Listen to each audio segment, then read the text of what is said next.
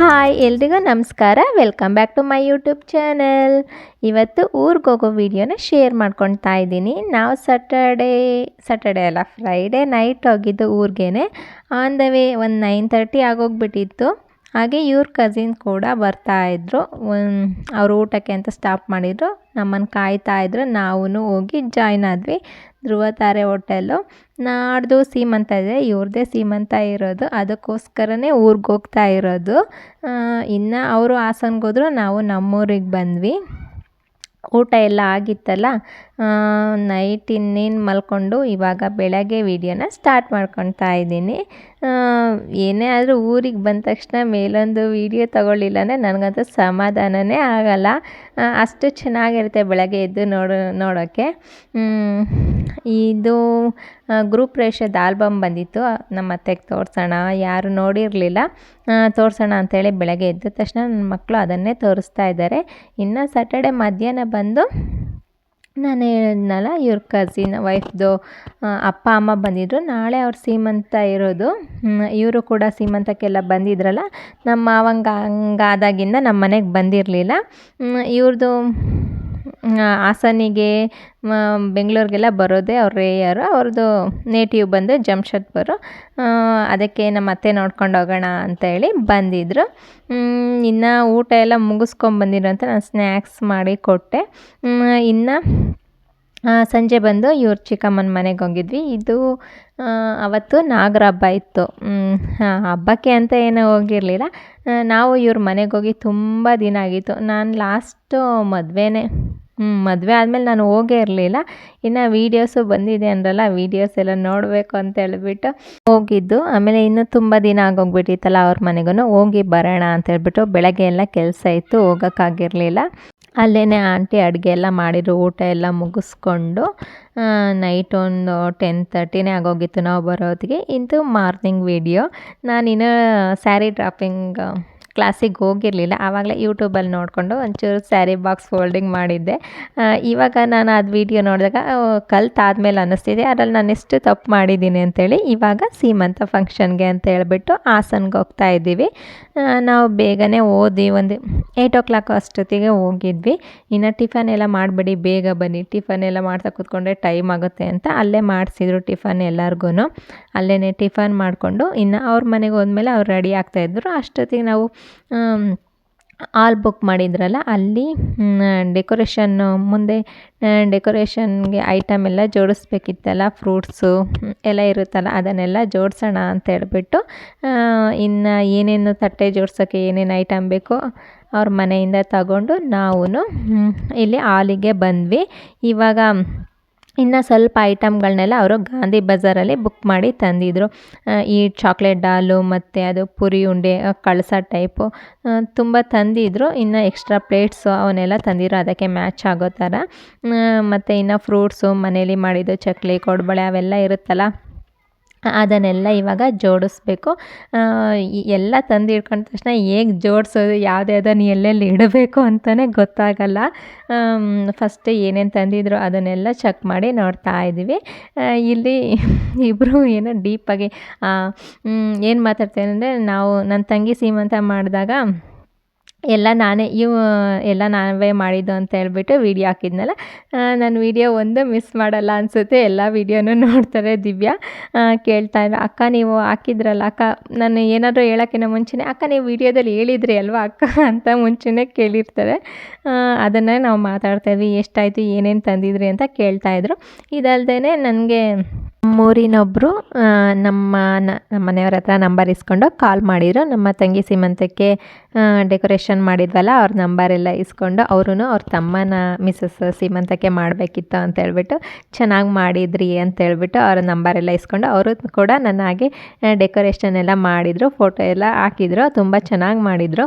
ನಮ್ಮಿಂದ ಯಾರಿಗಾದ್ರೂ ಒಬ್ರಿಗೆ ಹೆಲ್ಪ್ ಆಗುತ್ತೆ ಅಂದರೆ ಖುಷಿ ಆಗುತ್ತೆ.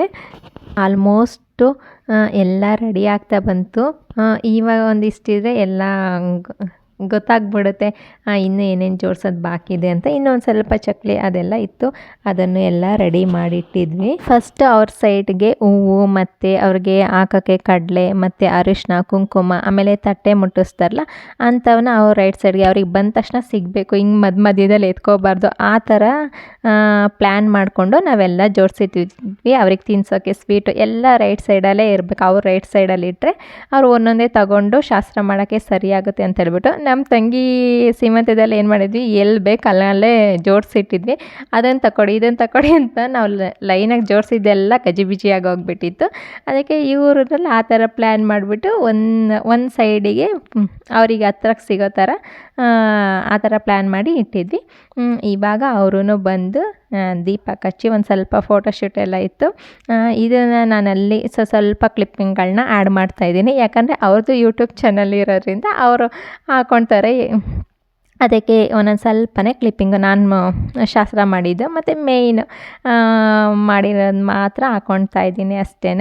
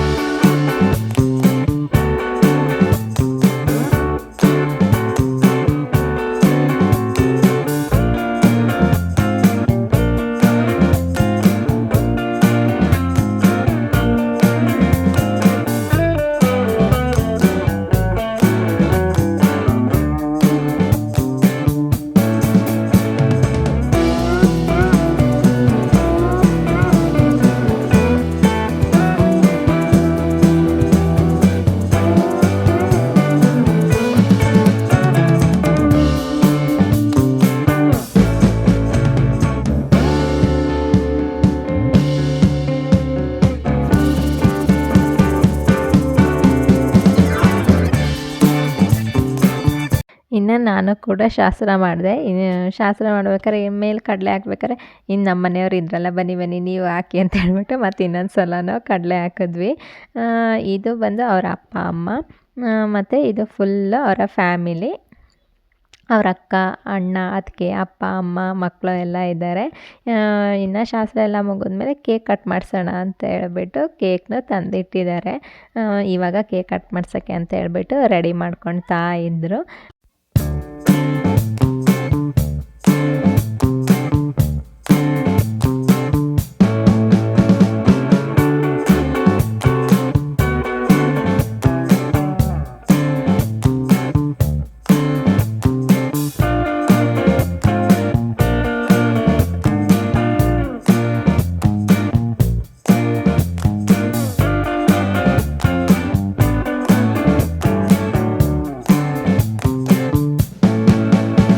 ಕೇಕ್ ಎಲ್ಲ ಕಟ್ ಮಾಡಿಸಾದ್ಮೇಲೆ ನಾವು ಊಟ ಮಾಡಿಕೊಂಡು ಎಂಡೆ ತನಕ ಇದ್ದು ಇನ್ನು ಎಲ್ಲ ಜೋಡಿಸಿಟ್ಟಿದ್ವಲ್ಲ ಅದನ್ನೆಲ್ಲ ತೊಗೊಂಡು ಮನೆಗೆ ಬಂದ್ವಿ.